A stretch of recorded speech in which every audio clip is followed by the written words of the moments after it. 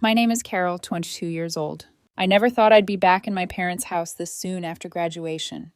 I had a plan: finish college, land a job, and start building a life of my own somewhere that didn't smell like freshly cut grass and nostalgia. Instead, here I was, standing in the same small Ohio town I swore I'd outgrow suitcase in hand, pretending this was just a temporary stop. When I walked through the door, Mom's smile was warm but tight around the edges. "Welcome home, sweetheart," she said, reaching for my bag before I could stop her. Dad peeked over his newspaper, nodded, and went back to reading. Everything looked exactly the same: the faded floral couch, the squeaky fan, the family photos lined up on the mantel. Except one stood out: a photo of my sister Jessica and her family in matching Christmas pajamas, taking up twice the space of all the others. It had been added recently, clearly the centerpiece. Mom insisted I stay in my old room. "It'll only be for a few months," I told myself as I unpacked. "Just until I get a job and save a bit." It didn't take long. Within a week, I'd landed a job as a junior analyst for Western Group, a small financial firm downtown. It wasn't glamorous, but it was steady, something solid to build from. I came home that evening, beaming, my offer letter still folded in my bag. "Mom, Dad, I got the job," I said, sitting down at the kitchen table expecting excitement, maybe even a "we're proud of you." But instead, they exchanged one of those silent parental looks that always precedes something uncomfortable. Mom smiled faintly, then sighed.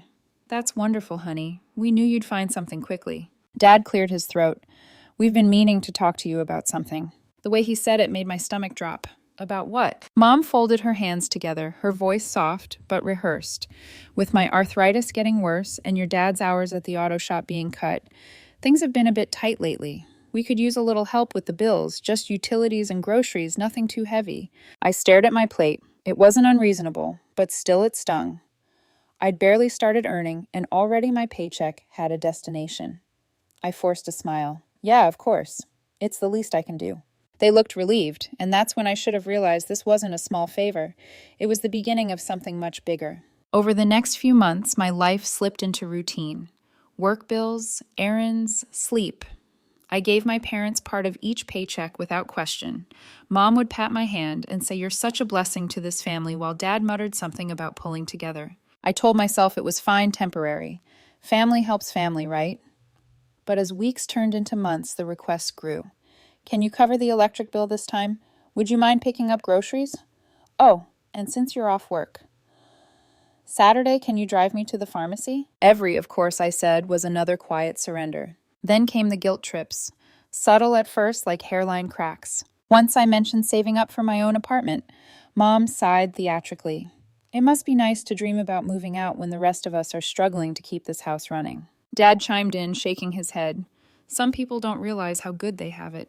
I laughed it off, but something twisted inside me. Every time I tried to think about my own future, they reminded me of theirs and how it depended on me. My friends stopped inviting me out after a while. I couldn't afford dinners, and when I did go, I felt guilty spending money that could have gone toward helping.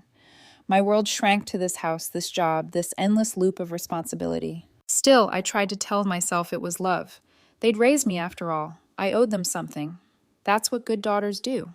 But late at night, I'd lie awake listening to the creak of the old floorboards, wondering if love should feel this heavy. One evening after dinner, Dad was watching TV and Mom was washing dishes when she called out, "Carol, can you hand me that photo frame? I want to hang it in the hallway." I turned. It was another picture of Jessica, her husband Ryan, and their two kids.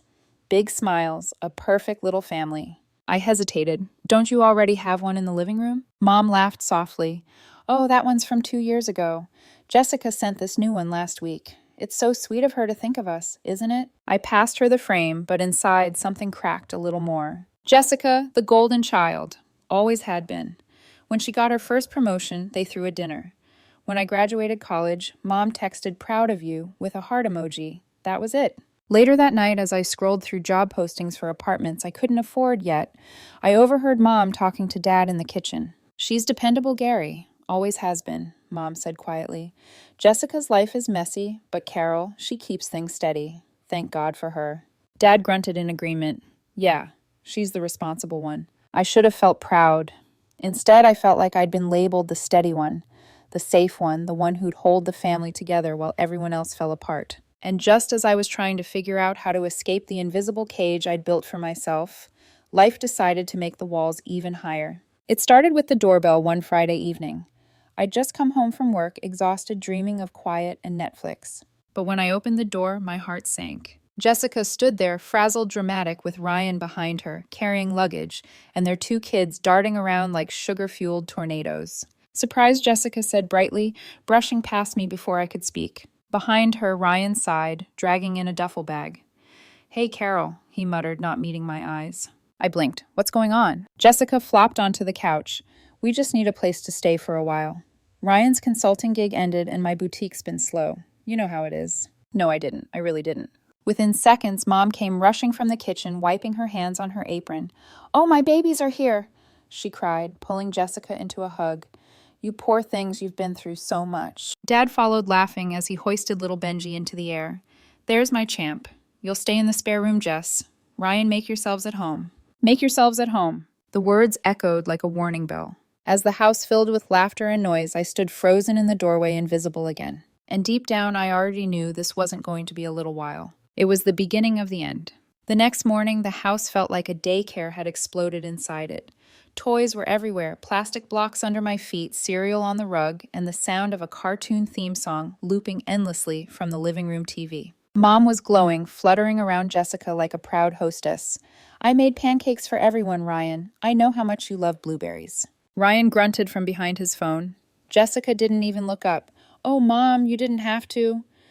The kids already had waffles in the car. Meanwhile, I stood by the counter, holding my mug of coffee, feeling like an extra in someone else's movie. I watched as Jessica pulled out her phone and started scrolling through vacation photos, her and Ryan smiling at the beach just a month ago. So much for being broke. Dad entered, rubbing his eyes. "Feels good having everyone under one roof again," he said with a nostalgic sigh. I forced a smile. "Yeah, just like old times. Except back then, I didn't have a job, a stack of bills, or two screaming kids fighting over who got the red cup." By the second day, Jessica and Ryan had unpacked every suitcase, filled up the spare room, and taken over the pantry with the kids' snacks. Without anyone saying it out loud, I became the default babysitter. It started innocently enough. Jessica poked her head into my room one Saturday morning. "Hey, can you keep an eye on Lily and Benji for an hour? We just need to grab a few things from the store." An hour turned into 3, then 4. When they finally returned, Jessica was holding a shopping bag from an upscale boutique, not groceries. "You went clothes shopping?" I asked. She laughed lightly.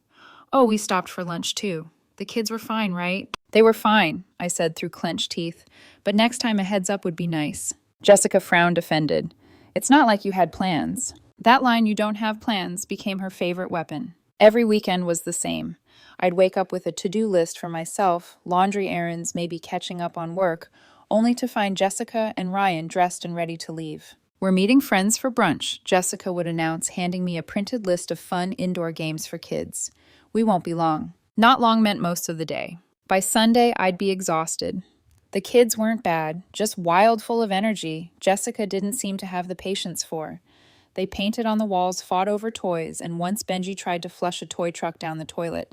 That night, when I mentioned being tired, Mom just smiled. "You're such a help, Carol. Jessica's under a lot of pressure lately. You know how hard it is raising 2 little ones." "I work full-time too," I said, my voice low. Mom patted my hand.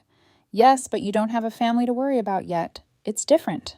I bit back the words that almost slipped out because no one lets me have one. That week, I started noticing how the dynamic had shifted completely. Jessica wasn't acting like a guest. She was acting like she owned the place. She rearranged Mom's kitchen shelves, replaced my coffee with her detox blend, and started referring to the spare room as our room. And my parents, they didn't just allow it, they adored it. One evening, I came home to find the dining table covered in takeout containers. Mom was laughing. Jessica was talking about her boutique's rebranding, and Dad was nodding proudly as Ryan told a story about sacrifices he'd made for his family. When I sat down, Jessica glanced at me. "Oh, Carol, can you grab the ketchup? It's in the fridge." I stared at her. "You're closer to the fridge." She smiled sweetly. "But you're already up." I wasn't, but I got up anyway. Later that night, when I tried to work on a report for my job, I couldn't focus. The laughter from downstairs mixed with the sound of kids running and toys clattering. I put in my earbuds and tried to block it out. That's when I got a text from my friend Casey. "Casey, haven't seen you in forever. Everything okay?" Me just busy with family stuff. Casey. You sound like my mom. Family stuff is code for chaos. Want to get coffee this week? Me, I'll try. I didn't. The guilt was too loud. By week 4, I had no personal space left. Lily started calling my room the playroom. Benji used my laptop keyboard as a drum. When I complained, Jessica laughed. They just love you so much. Don't be such a grump. I looked at her perfect hair, perfect nails, perfect smile, and wondered if she even noticed how exhausted I was. That evening, as I helped Mom clean up the kitchen, I overheard Jessica talking to Ryan in the next room. Once we get back on our feet, she said, maybe we can plan that Florida trip after all. Florida, I whispered under my breath. Ryan grunted. With what money? Jessica giggled. Relax, Mom and Dad will help. They always do. My hands froze over the sink. Florida. Mom and Dad's help. It didn't take a genius to figure out who would actually end up paying for that help. That night, I lay awake, staring at the ceiling fan, listening to the faint laughter coming from the living room. Jessica and Ryan were watching a movie popcorn crackling in the microwave while I mentally calculated my next paycheck and how much would vanish before I ever saw it. I tried to tell myself it was fine, just until they got back on their feet, but something inside me knew better. The next morning confirmed it. Jessica was sitting at the kitchen table, sipping coffee and scrolling through her phone. Mom was beside her, beaming. Oh, Carol, Mom said casually. Jessica mentioned they might stay a little longer. Isn't that nice? It's so wonderful having everyone together. Jessica looked up with a smile that didn't reach her eyes. The kids are so happy here. It feels like home. Home. That word landed like a slap. Because for me, it didn't feel like home anymore. It felt like a cage, one I'd built myself by saying yes too many times. I carried my coffee upstairs, shut my door, and leaned against it, breathing hard. For the first time, a dangerous thought crossed my mind. Maybe they'd all be better off if I disappeared. It wasn't a plan. Not yet. Just a whisper in my head, quiet, tempting, and growing louder every day. Days turned into weeks, and weeks blurred into months. Somewhere along the way, I stopped feeling like a daughter and started feeling like staff. Jessica's voice became my alarm clock. Carol could. You watch the kids for a bit. Ryan and I need to run an errand. Errand. That word had become code for brunch spa or networking drinks. The first few times I tried to protest. Jess, I really need to get this report done for work. She'd tilt her head, all innocence. You're working from home anyway. Can't you just keep an eye on them while you type they adore you? And like clockwork, Mom would step in. Sweetheart Jessica's under so much pressure. Be a good sister. A good sister? Those 2 words were iron chains. By Saturday, my day off was a marathon of noise. Lily's endless singing, Benji's sticky fingers, and the sound of Mom sighing dramatically whenever I hesitated to help. I'd clean up spilled milk scrub crayon from walls and collapse into bed each night with a half-finished work report mocking me from my laptop. When I complained, Dad said, "You'll miss this someday. The house won't always be this full." I wanted to shout, "I'm not afraid of empty space. I'm afraid of losing myself." But instead I smiled. Because in this house, silence wasn't peace. It was punishment. One Thursday evening, as I sat hunched over my laptop trying to balance next month's budget, Mom knocked softly. "You're still up." "Deadlines," I muttered. She came in holding a laundry basket. "You've been such a blessing, Carol. We don't say it enough. Jessica told me how patient you've been with the kids." I almost laughed. "Yeah, patient." Mom sighed wistfully. "You'll be a wonderful mother someday. This is good practice." Practice. That word hit me harder than it should have. I wasn't practicing motherhood. I was living Jessica's life while she lived mine. When Mom left, I stared at the spreadsheet until the numbers blurred. Rent contributions, grocery bills, utility payments. Every cell was a reminder that I was keeping this house running, and yet somehow I was the one made to feel lucky to be there. Friday night, I tried to set a boundary. At dinner, between Benji throwing peas and Lily singing about unicorns, I said calmly, "Hey, maybe this weekend you and Ryan could stay in with the kids. I've got a few projects to finish." Jessica froze mid-bite. "Excuse me?" Just for one weekend." Her eyebrows lifted like I'd told her to move out. "Wow, you sound really bitter lately." "Jess, I'm just tired." Mom jumped in before I could say more. "Carol, honey, you know how hard it is for parents. You're young and energetic. Help them out while you can." I clenched my fork. "Mom, I'm working full-time. I'm exhausted." Dad folded his napkin, his tone quiet but heavy. "We all make sacrifices for family." And that was that. Conversation over. The decision had already been made for me, like always. Later that night, I heard laughter from downstairs. Jessica and Ryan had friends over drinking wine and playing cards while I sat upstairs trying to balance the grocery receipts. Through the thin walls, I caught snippets of Jessica's voice. "Oh, Carol. She's great with the kids, such a natural caretaker. She really keeps this place together. She doesn't mind, she loves helping." Each sentence was a pin pressed deeper into my skin. I shut my laptop and stared at my reflection in the dark screen. When had I become the helper instead of the daughter? Saturday morning, I woke to chaos. Benji had poured syrup on the dog. Lily was crying because her tablet died, and Jessica was nowhere to be found. I found her outside, reclining on a lawn chair, sunglasses on, scrolling her phone. "Jessica, are you serious right now?" She didn't look up. "What?" "The kids are inside, wrecking the kitchen." She sighed as if I were the problem. "Relax, I'll deal with it later." "You're so high-strung lately, Carol." My voice trembled. "Because I'm doing everything for everyone while you just—" She cut me off sharply. "Don't start. You don't know what it's like being a mom." That line, that one perfect dagger. In their world, motherhood excused everything: selfishness, neglect, entitlement. And I, the unmarried daughter with no kids, would never understand. I turned away before I said something I'd regret. That evening, I sat on my bed and called Casey. She answered on the second ring. "Hey, stranger." "Hey," I said softly. "You sound wrecked." I let out a tired laugh. "Yeah, something like that. My sister's basically moved in. It's like living in a zoo where I'm the only zookeeper." "Then leave the zoo." "It's not that simple." "It is," she said. "You're 22, not 12. You're allowed to have your own life." Her words stung not because they were wrong, but because I'd forgotten that was even an option. Later that night, I walked past Jessica's room on my way to the bathroom. The door was slightly open. I heard her voice, low, excited. "Yeah, I think we'll book the tickets next week. Mom and Dad are fine covering the rest. It'll be nice to finally get away." I froze. Book the tickets. I peeked through the crack. Jessica was lying on the bed phone, pressed to her ear, smiling. "They don't even know yet," she whispered. "We'll tell them once it's confirmed. Florida's going to be amazing." Florida. I walked back to my room, my pulse thudding in my ears. A vacation. A secret one.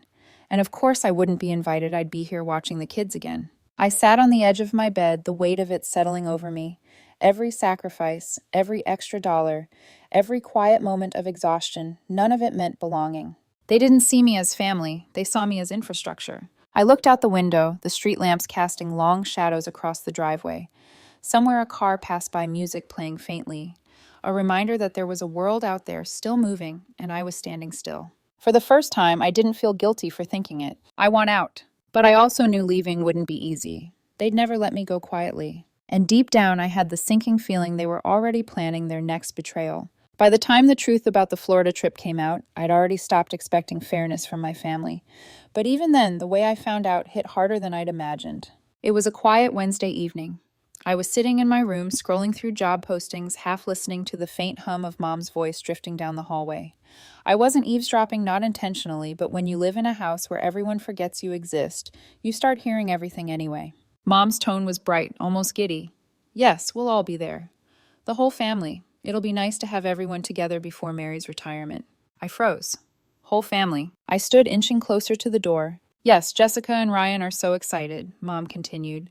"Oh, and of course Carol will stay home with the kids. It just makes sense. They'd be bored, and she's so good with them." My stomach turned cold. I waited until I heard her hang up before stepping into the hall. "Mom," I said, forcing calm into my voice.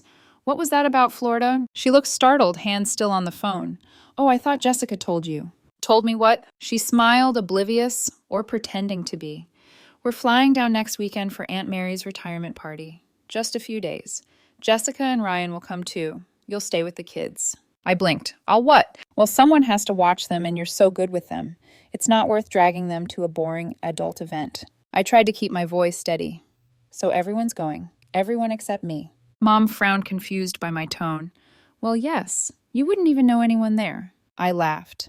Not the amused kind, more like the bitter, cracked sound of disbelief.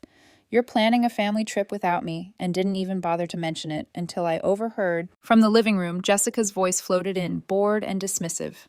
"Carol, it's not personal. It's just adults only." "Then why are you going?" I snapped before I could stop myself. Her head appeared around the corner, lips pressed into a tight smile. "Because Mom and Dad invited us." I turned to Mom. "And you didn't think to invite me." She sighed as though I were being unreasonable. "Sweetheart, someone has to take care of the children. It's only a few days." A few days? That was how they measured my life now, a few days of sacrifice at a time. I didn't say another word.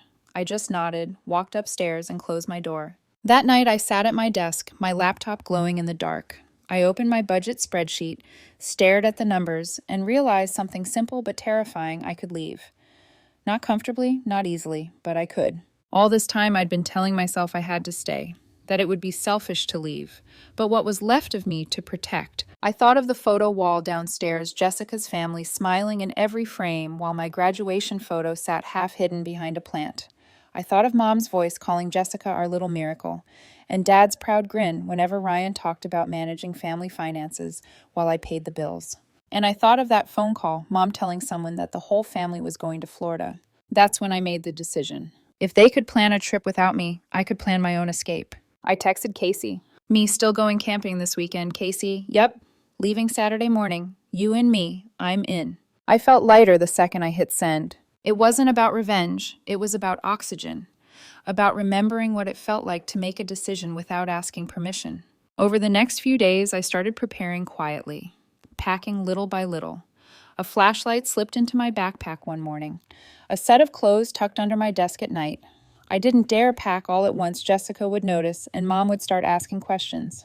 At work, I could barely focus. Every email, every spreadsheet blurred into the same thought: get out. Friday night finally arrived. The house was chaos.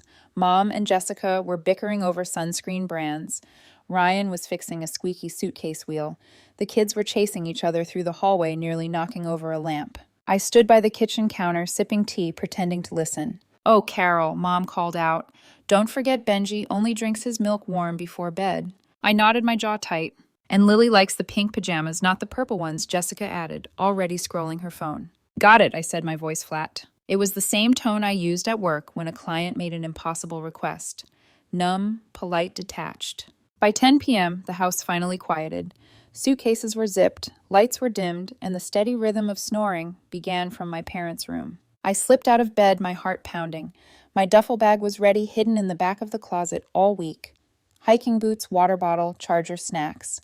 My freedom folded neatly into a single bag. I grabbed my car keys, crept down the hallway, and winced as the floorboards groaned beneath my feet. At the front door, I hesitated. My hand hovered over the knob. For a second, guilt surged up, threatening to drown me. They'll wake up, they'll worry, you'll ruin everything. But then another thought cut through it, cold and sharp. They didn't worry when they left you behind. I opened the door. The night air hit my face, cool, clean, alive. For the first time in months, I felt like I could breathe. As I pulled out of the driveway, I glanced back at the house. Lights off, silent. It looked peaceful from the outside, like any normal family home. But I knew better.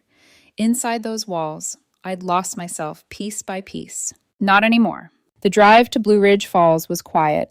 The roads were empty, the world still dark.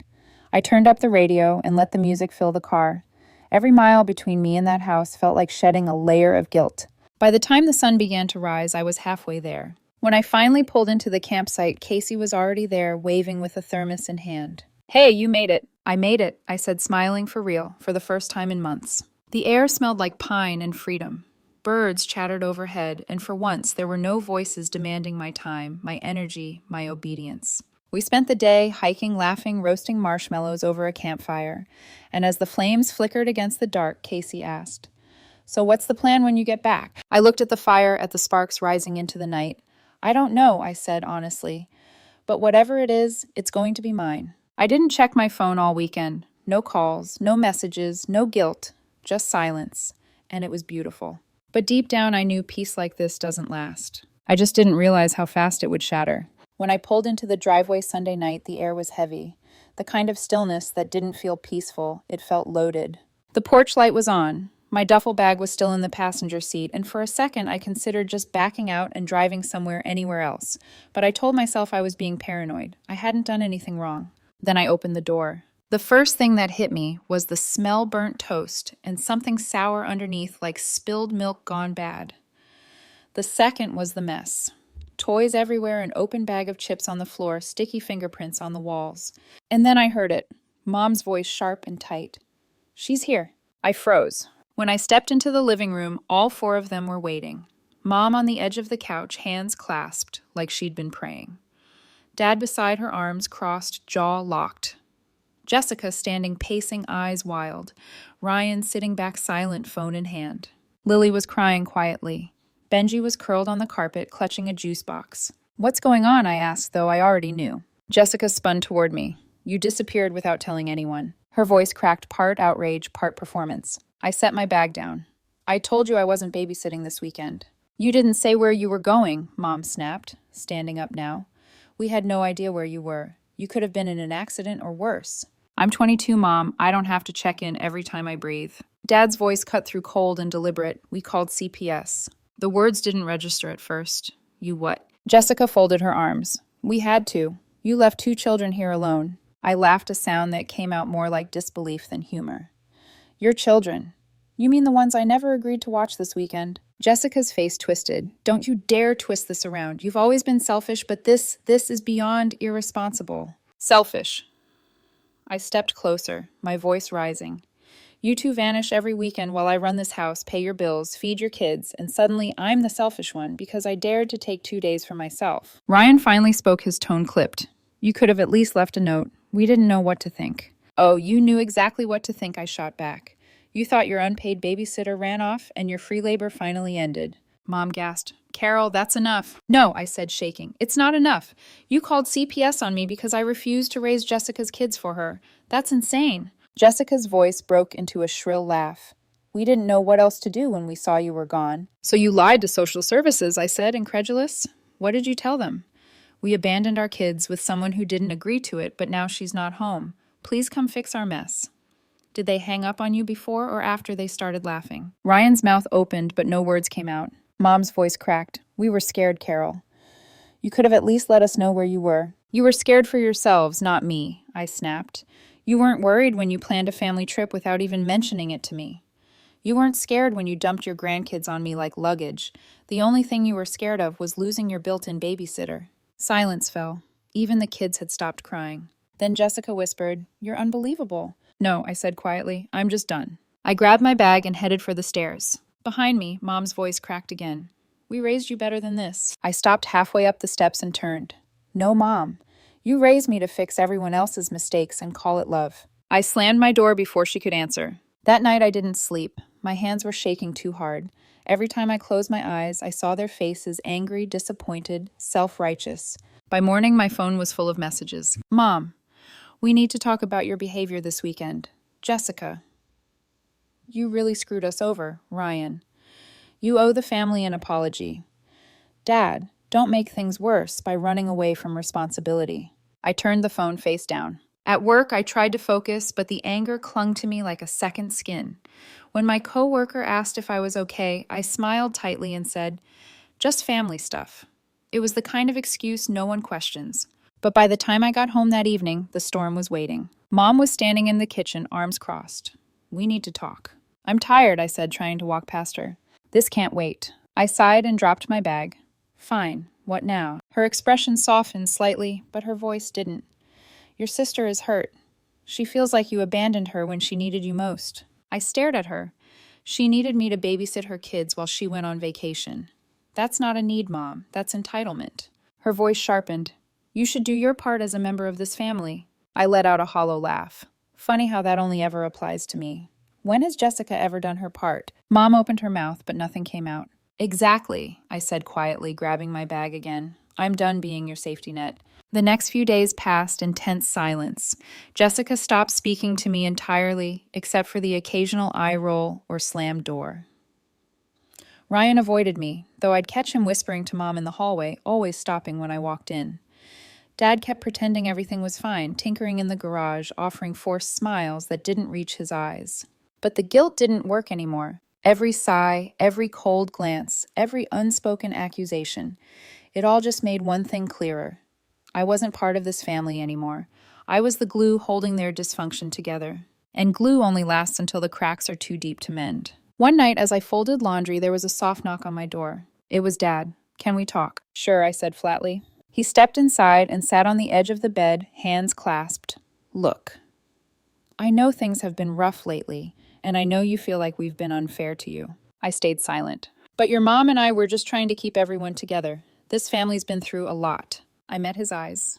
Dad, I can't keep sacrificing my life to make sure everyone else is comfortable. I'm drowning. He nodded slowly. We'll figure this out. Just give it time. I smiled weakly, but inside something clicked. Time wasn't going to fix this. Time was what got me stuck here in the first place. That night, I opened my laptop and typed apartments near me. For the first time, I didn't close the tab.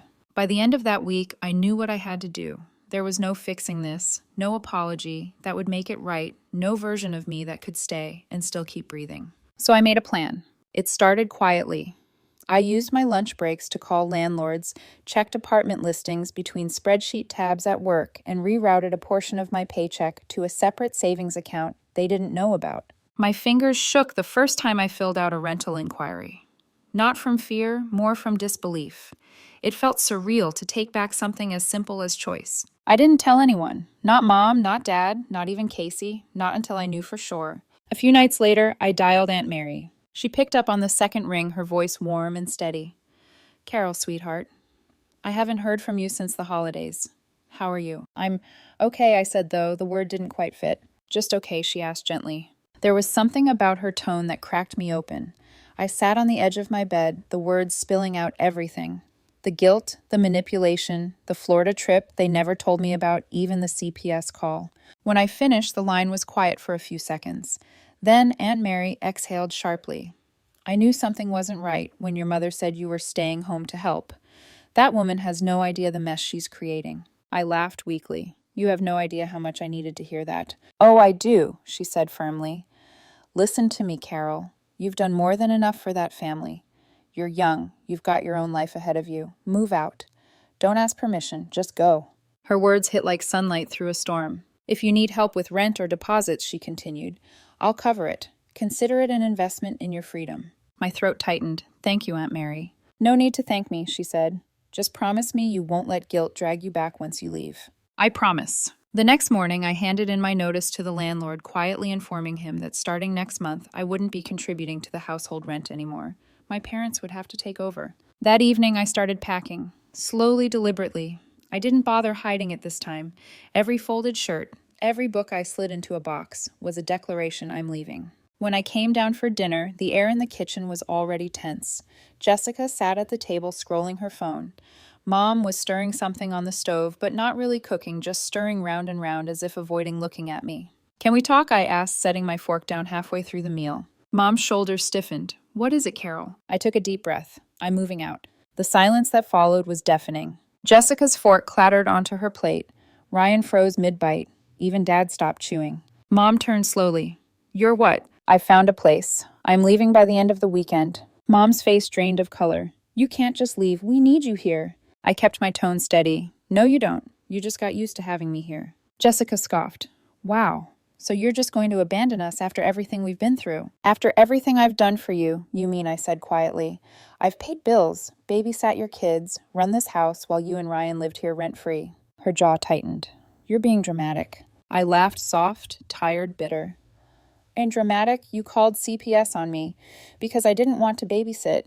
You made me your built-in nanny and emotional punching bag. I think dramatic doesn't begin to cover it. Dad's voice rumbled low. That's enough. No, I said, standing now. It's not. Because if I don't say it now, I never will. I love you all, but I'm done letting love be the reason I keep losing myself. Mom's eyes shimmered. We just wanted to stay together as a family. Then you should have treated me like part of it. No one spoke. I pushed my chair back and walked toward the hallway, my heart hammering in my chest. Before going upstairs, I turned back one last time. I've already told the landlord I won't be paying the rent next month. You'll have to figure it out. Jessica's mouth dropped open. Are you kidding me? You're leaving us with all the bills? I looked her dead in the eye. Not my problem. Then I walked upstairs. The next morning, the sun was barely up when I loaded my boxes into the car. The house was quiet, too quiet. Mom stood on the porch robe, pulled tight, eyes red from crying. She didn't speak. She just looked at me the way she used to when I was little and scraped my knee like she wanted to fix it but didn't know how. I thought for a moment about saying something comforting, but then I remembered every guilt trip, every dismissal, every time I'd been treated like a tool instead of a daughter. So instead I simply said, goodbye, Mom. She nodded once. Take care of yourself, Carol. I will, I said, and meant it. Dad didn't come out. Jessica didn't either. I didn't need them to. I slid into the driver's seat, took one last look at the house that had never really felt like mine, and drove away. The first few days in my new apartment felt unreal. It was small, bare walls, secondhand furniture, but it was mine. No footsteps outside my door. No crying kids. No sighs or lectures or invisible obligations. Just silence. And peace. A week later, Aunt Mary called. "How's freedom treating you?" I laughed softly. "Better than I imagined." "I'm proud of you, sweetheart," she said. "Sometimes walking away doesn't make you selfish, it makes you brave." Her words stayed with me. Months passed. I rebuilt my savings, reconnected with friends, started hiking again on weekends.